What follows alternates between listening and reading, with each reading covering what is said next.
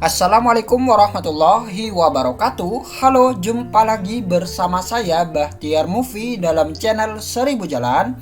Baik Bapak Ibu, pada video kali ini admin akan memberikan update informasi terbaru, yaitu sedikit kabar gembira bagi Bapak Ibu yang masuk dalam grup prioritas, baik itu prioritas 1, 2 maupun 3, yang mana ada surat edaran Menpan RB yang terbaru yang ditujukan kepada PPK ataupun pejabat pembina kepegawaian masing-masing Pemda terkait dibukanya kembali usulan formasi tahun 2022.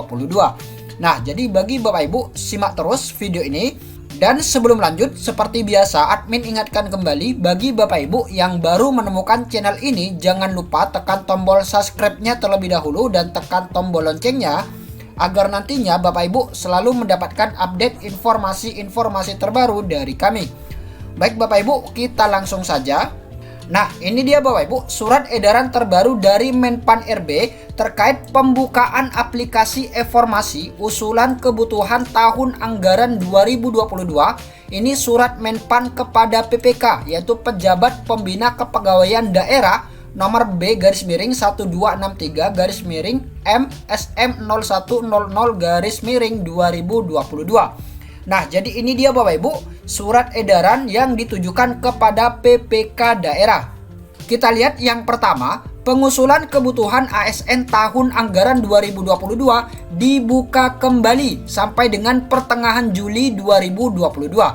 Nah, jadi untuk pengusulan kebutuhan ASN tahun 2022 ini dibuka kembali Bapak Ibu, dibuka kembali sampai dengan pertengahan Juli. Nah, sekarang kan masih awal Juli. Nah, jadi nantinya dibuka sampai dengan pertengahan Juli.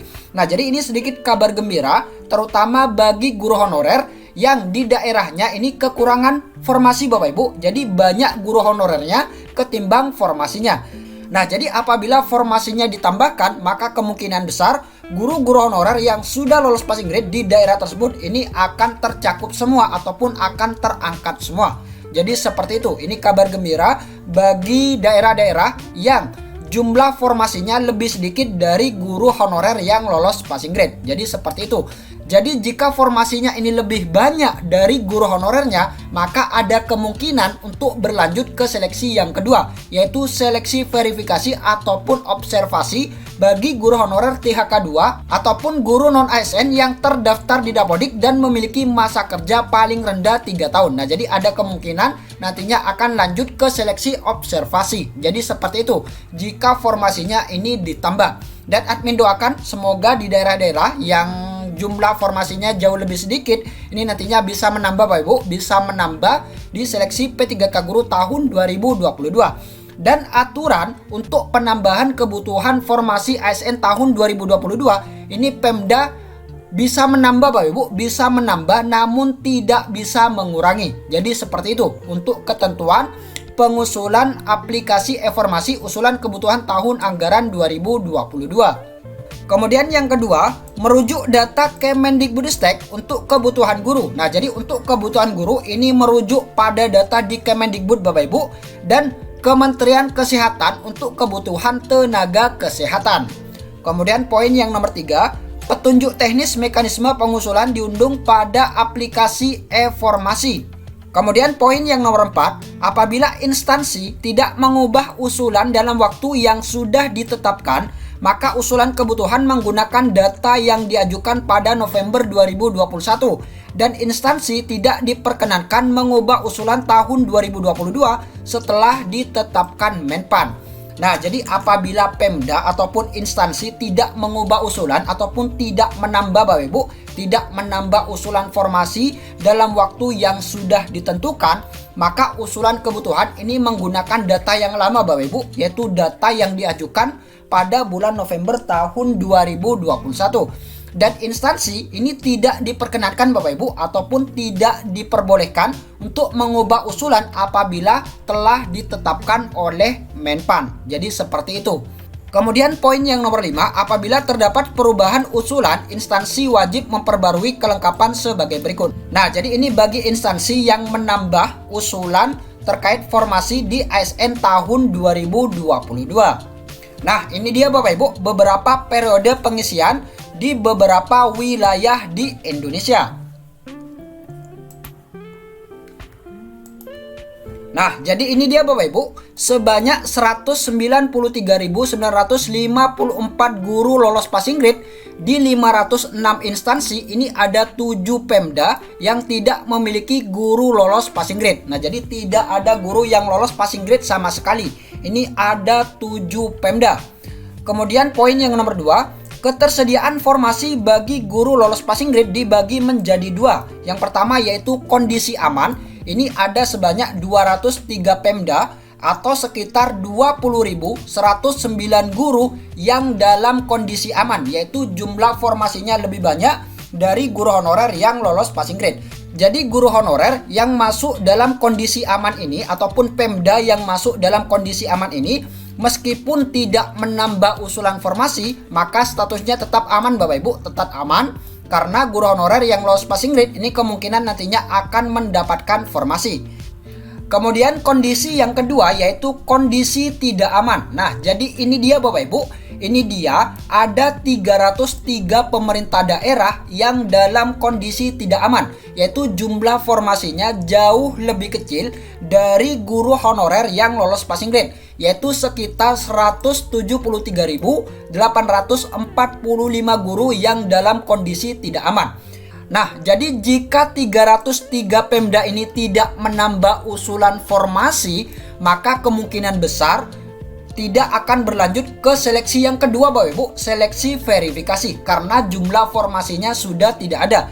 Dan kemungkinan besar juga guru honorer yang lolos passing grade di daerah tersebut ini tidak akan tercakup semua Bapak Ibu, tidak akan terangkat semua karena formasinya jauh lebih kecil. Nah, maka dari itu Menpan RB ini menerbitkan surat edaran bagi PPK, pejabat pembina kepegawaian, untuk menambah usulan formasi. Agar apa? Agar guru honorer yang sudah lolos passing grade ini, yaitu sebanyak 193.954 guru, ini bisa terangkat semua di tahun 2022.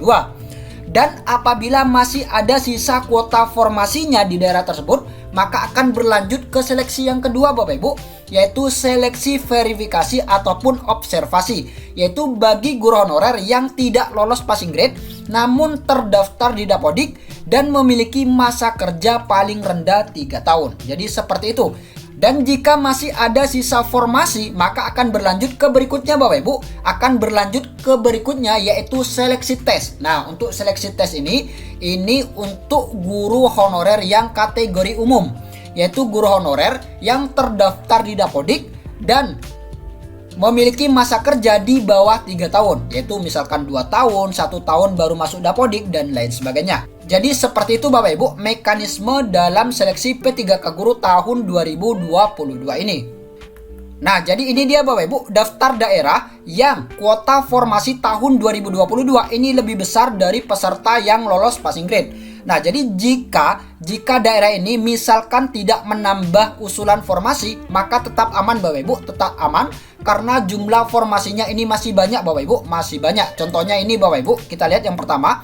Nah, contohnya seperti ini Bapak Ibu, daerah-daerah yang memungkinkan untuk berlanjut ke seleksi yang kedua, yaitu seleksi verifikasi ataupun observasi. Kita lihat yang pertama yaitu Kabupaten Ciamis. Nah, kita ambil contoh di Kabupaten Ciamis. Untuk formasi tahun 2021 ini sebanyak 2.819 formasi. Dan peserta yang lulus di tahun 2021 baik itu tahap 1 dan tahap 2 ini sebanyak 1.669 guru.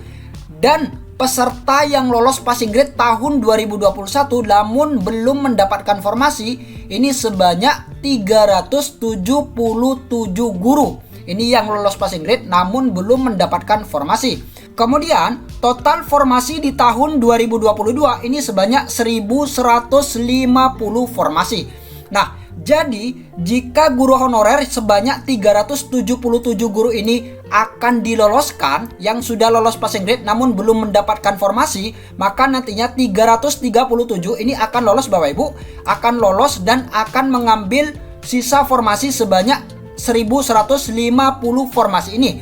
Nah, jadi sisa jika ditempati 377 guru ini, maka sisa formasinya ini sebanyak 813 formasi. Nah, jadi 813 formasi ini nantinya akan berlanjut ke seleksi yang kedua, yaitu seleksi verifikasi ataupun observasi, yaitu bagi guru honorer yang belum lolos passing grade, baik itu guru honorer THK 2 dan guru honorer negeri yang terdaftar di Dapodik namun memiliki masa kerja di atas 3 tahun. Jadi seperti itu. Jadi nantinya akan berlanjut ke seleksi yang kedua. Dan jika masih ada sisa kuota formasinya, maka akan berlanjut ke seleksi yang ketiga, yaitu untuk pelamar umum, yaitu seleksi tes. Nah, jadi seperti itu Bapak Ibu untuk alur dalam seleksi P3K Guru tahun 2022.